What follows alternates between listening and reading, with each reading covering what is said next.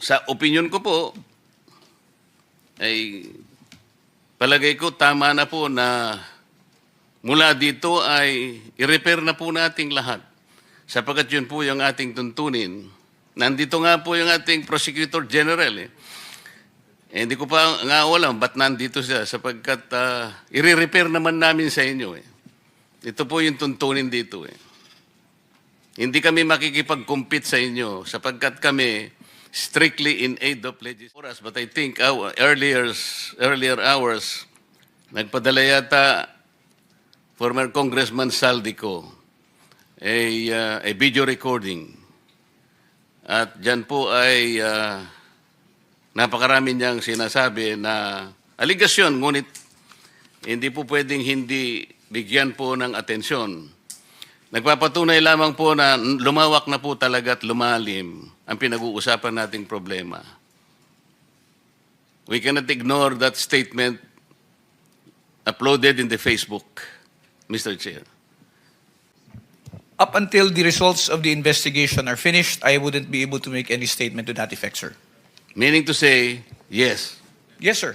Thank you. Thank you, Mr. Chair. Po ay dadako na doon sa matagal ko na sanang, kanina pa kasi, magmula nung ako po ay maging Blue Ribbon Committee hanggang kayo po ay pumalit, iisa po ang nakita natin. Hanggang ngayon, nakita natin yung sa magitan ng testimonies ang napakarami pong tinawag natin dito. Wala pong kokontra na talagang ang lalim ng katiwalian at korupsyon na na-establish po natin. Mali-malitang pera po ang nagpalitan ng kamay dito. Tinitingnan ko po yung ating Senate Blue Ribbon Rules. May I refer to Section 5, o Article 5, Section 3, Mr. Chair. Dito po sinasabi, reports on bills and resolutions. Where evidence of malfeasance, misfeasance, and nonfeasance is uncovered in the course of the committee's investigation, the matter may be referred to the Ombudsman or to the DOJ or to any appropriate agency as the case may be. Sa opinion ko po, ay palagay ko tama na po na mula dito ay i-repair na po nating lahat. Sapagkat yun po yung ating tuntunin. Nandito nga po yung ating Prosecutor General. Hindi ko pa nga alam ba't nandito siya sapagkat i-repair naman namin sa inyo. Ito po yung tuntunin dito. Hindi kami makikipag-compete sa inyo sapagkat kami strictly in aid of legislation. We have come across this problem. The magnitude, no one can deny. Ang jurisprudence pa nga ho, Mr. Chair, Neri versus Senate, ito po yung sinasabi. Should respondent committees uncover information related to a possible crime in the course of their investigation, they have the constitutional duty to refer the matters to the agency or branch of government. Lahat po ng ito ay hinugna para i-repair either sa DOJ, sa Ombudsman, sa nating National Prosecution Service. Sinasabi pa po, while it may be a worthy endeavor to investigate the potential culpability of high government officials, including the President, in a given government transaction, it is simply not a task for the Senate to perform.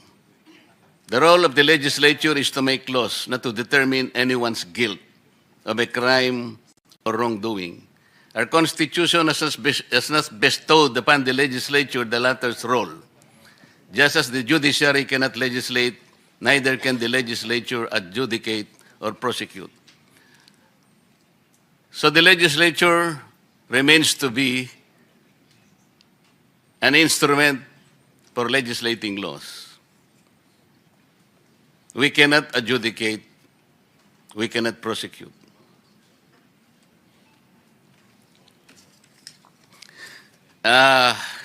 Siguro po alam na ninyo, Mr. Chair, Hindi ko po alam anong oras, but I think earlier hours, nagpadala yata former Congressman Zaldy ko a video recording. At dyan po ay napakarami niyang sinasabi na aligasyon, ngunit hindi po pwedeng hindi bigyan po ng atensyon. Nagpapatunay lamang po na lumawak na po talaga at lumalim ang pinag-uusapan nating problema. We cannot ignore that statement uploaded in the Facebook, Mr. Chair. So, kung ang tinatanong ni Senator Sherwin kanina na pinipilit na sinasagot ni Prosecutor o Prosecutor General Padulyon, sino po ba yung pinoprosecute natin ngayon? Mga accessories or meron po bang mga pangalan na? Yeah, may I respond, Mr. Chair? As I mentioned earlier, the ones who are being investigated right now are personalities from the DPWH, officials of District 1 of Bulacan. They are the ones subject of the initial investigations undertaken by the Department of Justice. There are also other investigations which are being evaluated now prior to its filing with the department and eventually with the Office of the Ombudsman, sir.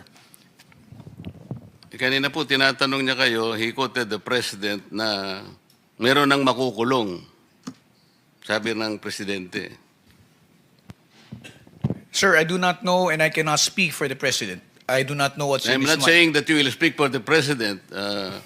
Si Senator Sherwin nagsabi, narinig niya na may makukulong. At kailan ang sinabi?